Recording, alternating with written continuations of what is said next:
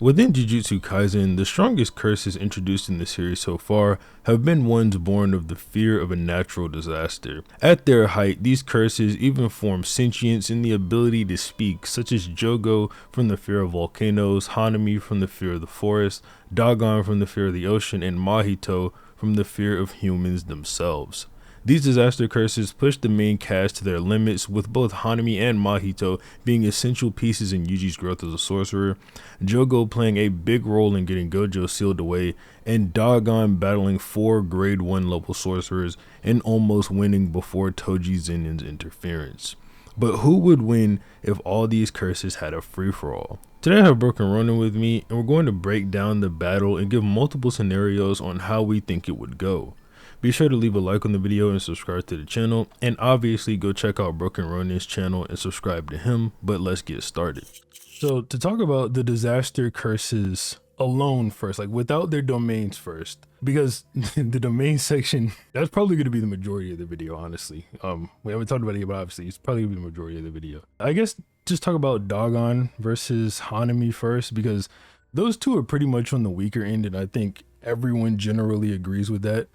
You got the one statement from Gege just saying, I guess, it is a tight matchup thing, but Jogo would technically be stronger than Hanami. And then you have like Hanami's technically more durable, but then at the bottom of the page, Jogo's like, well, I'm faster. And then you got like a similar thing going on with Dagon, where Dagon's just really durable. But then when he's getting speed pieced up by an Albedo, he's like, well, this guy, he might be faster than Jogo. Sort of implies, Jogo's definitely got the speed advantage. Scaling Mahito and Jogo is a little bit hard, like at least in terms of speed, because they don't really fight anyone comparable. The only time they do is when they're all in Shibuya, versus Gojo. And Gojo, obviously, he could just squash any one of them. So that gets a little bit weird, but obviously the more complicated stuff we'll just save for later. But like, let's just say the battle gets split up into a 2v2, and then it's Dagon versus Hanami first. I mean, who do you think gets the initiative in the fight? So right off the bat, I kind of lean towards Hanami. Now, obviously, as you established, Hanami and Jogo, or rather Hanami and Dagon, both scale below Jogo pretty definitively. Not only because of, like, in Hanami's case, statements from Gege, but in Dagon's case, there are a lot of things from both the characters and himself that basically self-report him as a weaker character. However, the caveat that I would add to Hanami's statement regarding his comparison to Jogo, that is a bit different than Dagon's, is the fact that Jogo's win, or rather like Jogo's ability to beat Hanami, is almost completely predicated on a type advantage, at least if we go based off of what Gege's saying, right? He's saying that Jogo would beat Hanami based on their elemental bases abilities, right? Wood and fire don't really mix that well. And the reason I think that's kind of important is because of the fact that Dagon and Jogo's elemental abilities actually don't mix favorably in Jogo's favor. However, the implication given by Dagon, Nanami, and Naobito is that Jogo is just a completely different level of cursed spirit. The fact that Dagon uses Jogo as a benchmark for speed and ability kind of implies that he himself also thinks this, and his relatively small pool of experience kind of also pushes this idea as well. Now, if Jogo is only beating Hanami, or at least primarily is beating Hanami because fire is a pretty hard counter to wood, but Jogo is also able to beat Dagon in spite of the fish and water-based abilities that he has being stronger, or at least more advantageous against fire and lava, it kind of does make sense that Hanami would be the stronger character going up against Dagon in a vacuum, considering that neither of their abilities necessarily cancel out the other. Like, wood isn't going to just smother water by nature, and water is not going to do the same thing, vice versa, obviously. And in that sort of comparison, Hanami's durability is kind of hyped up to be a lot more potent than Dagon's. Dagon obviously has the limitless HP statement. However, when Nanami is making that statement, he's not really referring to Dagon's durability. He initially makes the statement that he's taking no damage, but then amends it to saying it's not quite that. It's more so that Dagon's health meter is ridiculously large. A pretty good example you can use within the context of the series is Yuji and Todo versus Hanami, because Hanami just flat out states that Yuji and Todo individually are strong enough to actually do damage to him as a cursed spirit.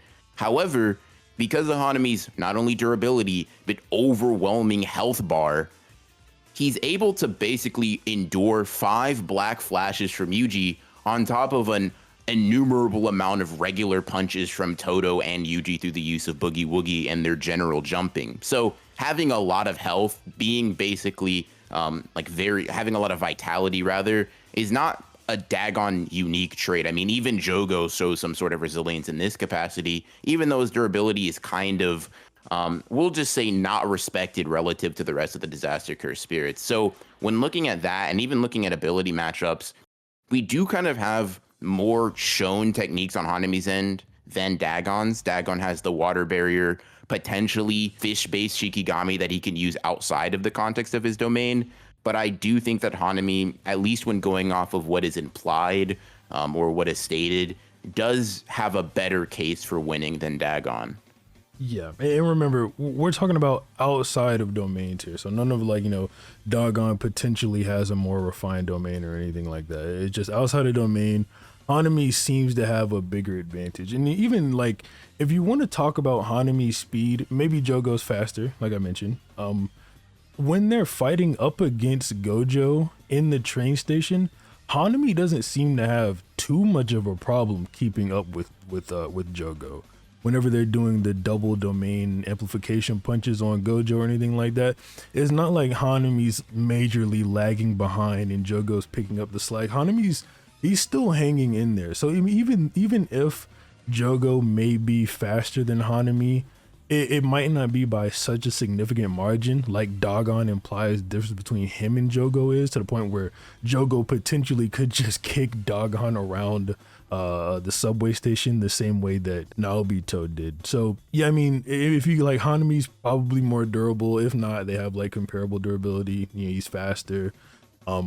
He's stronger through the comparisons Broker Ronin made between him versus Jogo and Jogo versus Dagon. So Hanami's more than likely taking that outside of domain. Now, he also has domain amplification, which is something that Dagon doesn't have, and that's just another thing that can be used within the context of battle, like getting past the water barrier, for example. Yeah. Something that may require a lot of strength normally can basically be gotten past relatively easily. And it's not like Hanami can't switch back and forth between using his technique and actually using domain amplification. It's funny you made the Jogo Hanami comparison, because I was going to do the same thing. The only reason Hanami kind of bows out of the fight before Jogo is seemingly because of lesser battle experience. He makes the mistake of using his technique and falling for Gojo's bait, whereas Jogo is smart enough to understand that it's just a trap. Yeah, there's something interesting too that Jogo says there. He's like, whenever him and Gojo encountered earlier in the train station, he would have died if he didn't have his domain amplification on, even though Gojo's not using his limitless curse technique, right? So yeah, that was the first sort of hint we got of this. Then we get confirmation of it in Gojo versus Sukuna, where Sukuna's like, yeah, I can basically limit the output of Gojo's technique, or the damage I'm going to take from Gojo's techniques, with domain amplification. So even if Hanami doesn't use domain amplification to get through Dagon's water barrier or something like that, it can lower the amount of damage he's going to take from Dagon's techniques. So yeah. And that's gonna mean a lot, especially if they're of relatively physical composition, in terms of durability and how much punishment they can take. Yeah. So then, let's say that fight's over there, whatever, and then Jogo and Mahito get into it. This one is just blatantly complicated. There's multiple ways you can interpret this fight. I'm gonna say my one way that I think it could be interpreted, in how Mahito potentially could pull out a W, or maybe leans in favor of Jogo.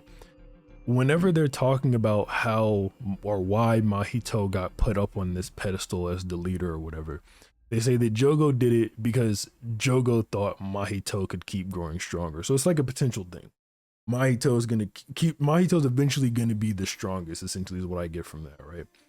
The way like it comes into where I think Mahito maybe got to that point is whenever Mahito begins to fully understand his soul after hitting his black flash on Toto. And he enters his instant true body spirit form, whatever you want to call it, or whatever. Then you could say, okay, maybe at that point, Mahito's at that level that Jogo wanted him to be at, and why he brought him up to be the leader. But the problem with that is that's not really stated. It's more so just like an implication based thing. Like, okay, maybe that's the point Jogo was talking about, or maybe Gege killed him off before Mahito could ever get to that point that Jogo was talking about. And I mean, either way you take it, like if that is the point, that means Jogo's more than likely stronger than Mahito in his final form. And then like, to touch Mahito or hit his soul rather, Jogo can just simply use domain amplification and land that hit on him, since that gets rid of curse techniques or whatever. And we do know like domain attacks can damage Mahito's soul from the Mekumaru fight. So I mean, it's one way or the other. Either Mahito is stronger than Jogo when he transforms and Jogo's weaker than base Mahito, or whatever. You can give the way you were interpreting those two. Yeah, so I mean, kind of to just build off of what you said, your interpretation on Jogo versus Mahito is kind of like, did Mahito reach the point of evolution that Jogo was talking about or not, right? Obviously, you can say that Mahito says himself he plans on continuously growing, right? This is not the end for Mahito. However, Jogo probably isn't able to fully comprehend the limits of Mahito's potential, if we're being completely honest. He probably is able to see where Mahito can go past him, but just because Mahito can get stronger doesn't mean it's absolutely necessary to grow stronger than Jogo. The reason I would say that Mahito's sort of awakening or final form should kind of be classified as the thing that Jogo was saying, that next level of disaster, is because Kenjaku kind of says it himself in reference to absorbing cursed spirits for the sake of like adding to his arsenal, in which he says Mahito grew in his fight against Yuji, but he wanted Jogo to do the same thing. He wanted that same type of growth from Jogo, but it never happened, right? Now, generally speaking, this could just be like a basic level of Mahito is evolving and Jogo isn't. However, combined with the fact that Mahito is calling this the true form of his soul, like his unbridled form, wish me a happy birthday, as if it's like he's being birthed as something altogether. I mean, Yuji's even calling him a completely different cursed spirit.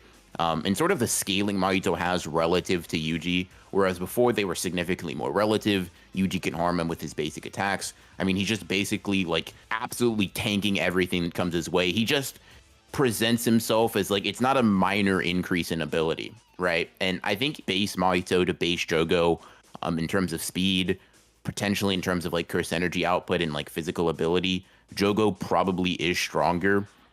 I will say though, in terms of durability, Mahito in his true form, if he's able to make it there going up against Jogo at least, I mean, he's able to just completely just handle Yuji, right? The same Yuji that's able to hurt Mahito with his base punches, right? Yuji then fights a character like Choso who hardens his blood. He's not able to hurt Choso. And then Yuji fights true form Mahito and says that Mahito's toughness is a level even beyond that, right? So Hanami, who is already significantly more durable than Jogo, is less durable than Choso when amping himself with blood, and Choso amping himself with blood is even less durable than Mahito in his true form. So there's like multiple layers of removal between Mahito's resilience and Jogo's when you look at it just like that. And there's also the statement that if Mahito didn't go into that form weakened by like a last-ditch effort Black Flash, Yuji would have just been torn to shreds. There's kind of a lot of things that I think imply Mahito's evolution into that final form is very much kind of what Jogo's talking about. It does definitely depend on your interpretation because it isn't a matter-of-fact thing. You can say that this simply isn't the form. And in terms of like going back and forth with straight objective knowledge of the series, it's really hard to do so. Yeah. Um, I mean that's pretty much. I don't have anything else to say about that fight. It's just really hard to determine. And let's say whoever wins that fight, Jogo or Mahito, they're probably gonna clean up Hanami, in my opinion. 100%, 100%. So now if we bring domains up, man, it just gets so complicated from here. So let's establish we're talking about something that has never been done before, potentially, with a four-way domain clash. The only time we even got something close to it, it failed because of the different conditions and the cockroach curse jumping in. The three-way domain clash failed. So we're gonna give multiple ways that this domain clash can go. It's gonna be sort of like Broken Ronin compared it earlier to Duck Duck Goose, which whoever uses their domain first, right? So we're gonna give a bunch of different we're gonna speak probabilities rather than definitives. Like, oh yeah, this person's definitively gonna win this clash. When talking about their domains anyway, it doesn't seem like one person is going to completely negate the other person's domain throughout any of them. Like it doesn't seem like if Jogo opens his domain on Hanami or on Dagon, even though he's stronger, it doesn't look like he's gonna erase their domain the way Gojo did his or something like that. You get the gist of it. Like this domain clash is going to be a domain clash. Yeah, I mean, if you guys, regardless of who you think is better, like the simple comparison I always go to is Megami does not have a complete domain expansion, right? He's not even able to imbue it with a sure hit. However, he's able to clash with Dagon, a character who can keep his domain expansion open for a long time because it seems to be a place where the disaster curses chill rather, Jesus, for like just an ambiguous amount of time. So, and it's also a complete domain expansion that is a sure hit. So unless there was a way to prove that the difference between Mahito's refinement and like Dagon or Hanami's refinement was an entire completed domain difference, which there isn't, you can't really argue that one character is just doing to any of the disaster curses what Gojo did to Jogo. In fact, I don't think we've actually seen a domain like expansion clash since then that replicated that. Like that is the obvious outlier in terms of domains going against one another. Yeah. And two, I also want to mention, people tend to forget this. It's been a long time since the fights came out or whatever. But Mahito, whenever he's activating his domain in Shibuya and it's like super fast or whatever, he's amped through Black Flash at that time. So that's not something he can normally do, like bringing out 0.2 second domains that activate, on a dime, their sure hits or whatever. That's not something Mahito is always going to be able to do. So don't take that into consideration in this fight unless he happens to hit a lucky Black Flash, which we can't say that. That would just be far too biased. Yeah. So in terms of who's gonna open their domain first, we got to look at it like, okay, how do these characters act in a fight whenever they're about to open their domain? Mahito sort of uses it the way it's supposed to be used, like the last resort type of thing, right? Hanami also sort of uses it that way. He's like, well, I can fire this blasted Toto, but with his curse technique, he's probably just gonna switch us around and then I'll have to take the brunt of that, right? That implies to me that he would rather have shot the blast than open his domain. And 100%. Then Jogo, he gets mad enough and he'll just pop it, right? So throughout all those people, Dagon's probably the one who's going to activate his domain first. Dagon is the least experienced fighter. I mean, up until Shibuya when we saw him, he was just a curse womb.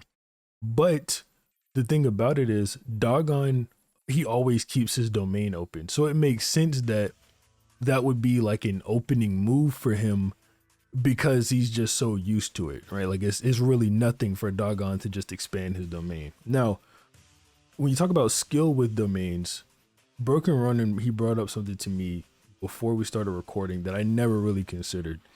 And it's that Dagon can pick who to hit with his sure hits inside the domain, which is kind of crazy. Like Gojo can't do that because if Gojo opens his domain in Shibuya, everyone gets mind fucked or whatever. Mhm. Mahito couldn't do it, but that was like a little bit of a like Mahito can exclude people, but he can't pick when they're inside his domain. He can't pick whose soul he's holding, essentially.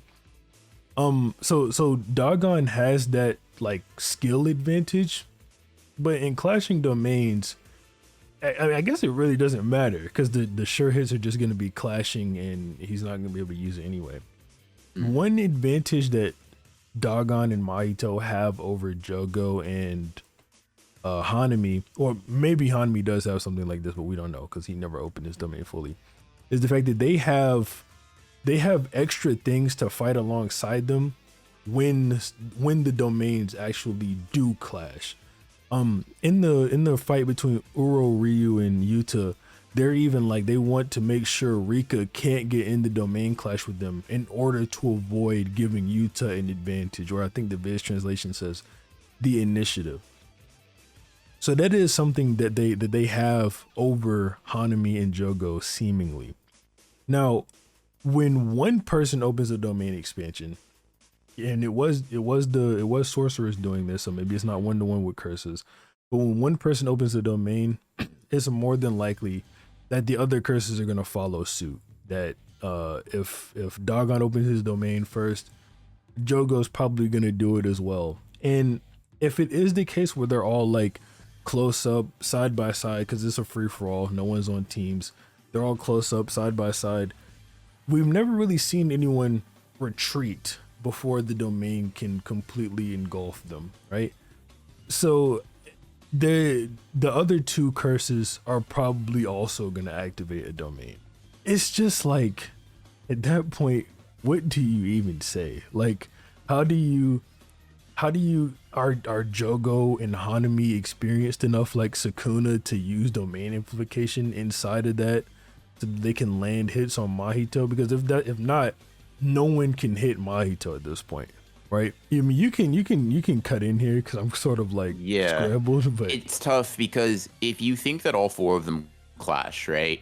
It's more likely than not, based on what we know about like how fragile domains can be.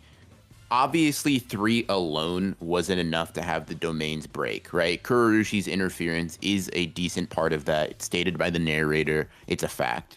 However, if you add a whole nother domain expansion, right? A whole nother character's internal and external barriers being somewhat inconsistent with the rest of the verse, or with the rest of the group, rather, it's not too crazy to think that that fourth domain would simply act as the sort of like unbalancing act in the same way that Kurushi did. You know what I mean? Where it's like 3 domains is technically feasible in the best case scenario, but adding that fourth, especially when all characters involved probably are not as skilled as some of the characters we've seen, like for example Gojo and Sukuna. Unlike Gojo and Sukuna, who can just switch their barrier sort of options or like the ranges or even types that they're using on the fly, the Disaster Curse spirits don't have feats like that. They do not have skill feats on that level. A majority of them can't even target characters specifically, so it's very unlikely that they'd be able to just match them up perfectly.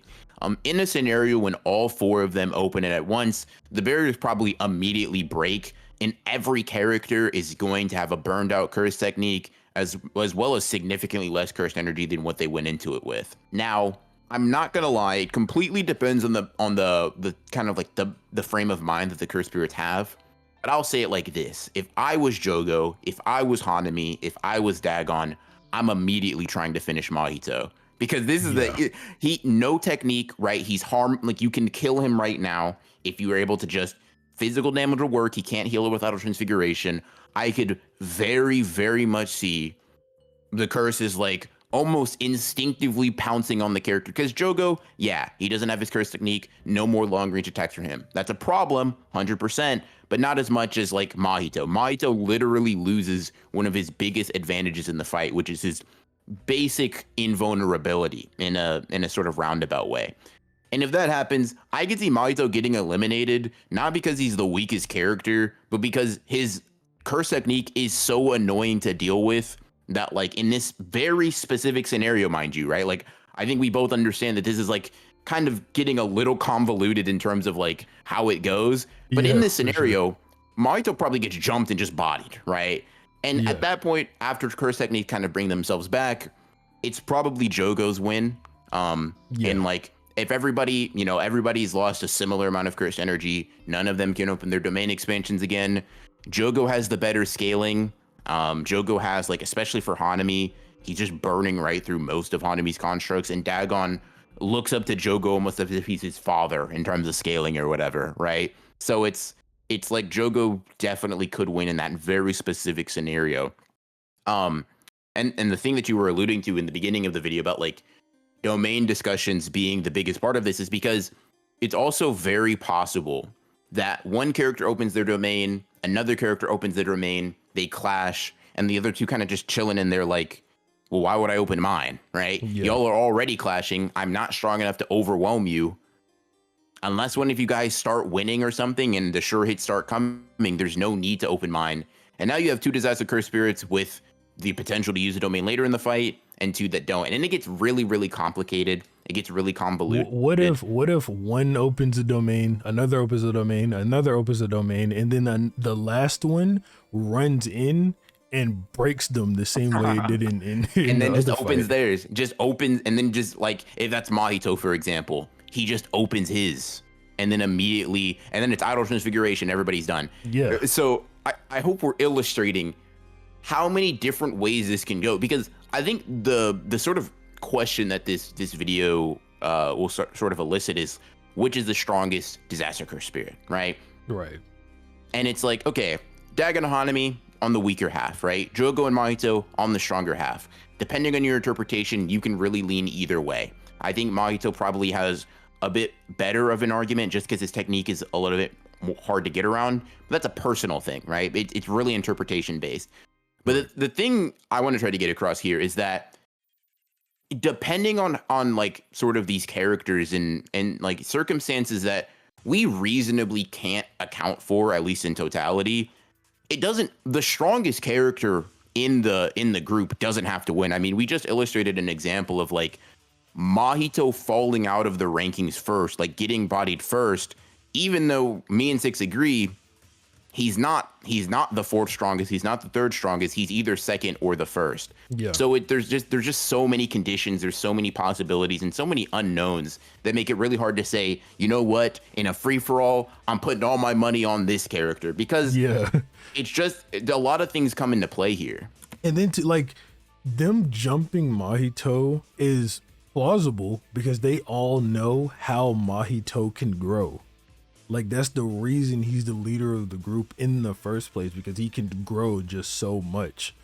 So, I mean, I don't even see like a situation in which, they all four open domains. Let's say they do. I don't see why they all wouldn't just jump him. Yeah, I mean, that in Dagon's case specifically, he doesn't have domain amplification, right? So he is a character that really needs to jump Mahito. Like, for like Hanami and Hanami and Jogo rather, they can technically hurt Mahito outside of their domain, right? Domain amplification maybe isn't the best tool for that, simply because they have to turn off their own curse techniques, and Hanami seems to have trouble with sticking to that plan. But at least they have some way of doing it. The only way Dagon is hurting Mahito is if he immediately he just jumps at the chance.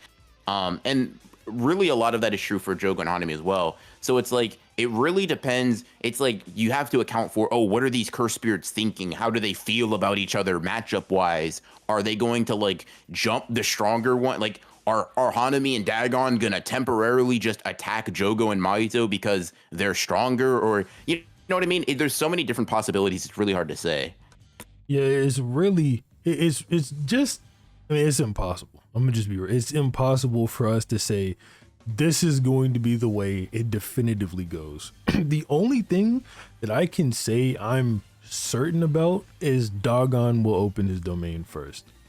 That's really the only one that I'm like, I'm sure that will happen. But other than that, it's really up to you. Like, okay, do you think they're gonna jump Mahito? Do you think they'll all open their domains and Mahito will sit back and break all three of their barriers, and then he'll open his domain and destroy all of them without their curse techniques? Like, Do you think two of them will open it and the other two will sit back and fight inside the barriers until they weaken, and then, like Yeah. when It's for like, okay, a 1v1, right? There's only so many ways it can go.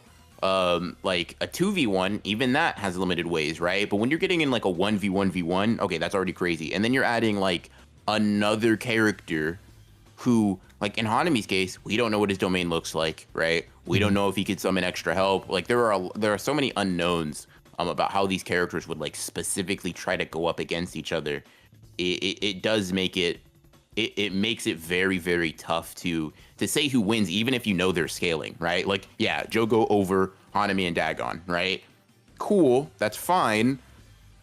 But like, does certain context make it so that, oh, Mahito takes Jogo out or something in the fight, and then even though Jogo's not the weakest, he gets eliminated earliest because of his low durability or some, like, you can make an argument for any of these characters being eliminated first because of how many sort of like unforeseeable circumstances exist in this fight. Yeah. So, I mean, on that end, I'll leave it up to everybody. You can comment how you think it's gonna go. Maybe there's a possibility of combinations that we didn't even think of. I mean, it can get crazy. But yeah, that's pretty much all I had to say about it. You can, end off, wrap up, whatever you want to. Yeah. The disaster curse spirits, a very unpredictable group of cursed spirits. I think that's safe to say. But yeah, I hope you guys enjoyed the video. You're probably gonna see some collabs with me and Six over in my channel as well if you want to check those out. But yeah, thank you for having me, man. Yo.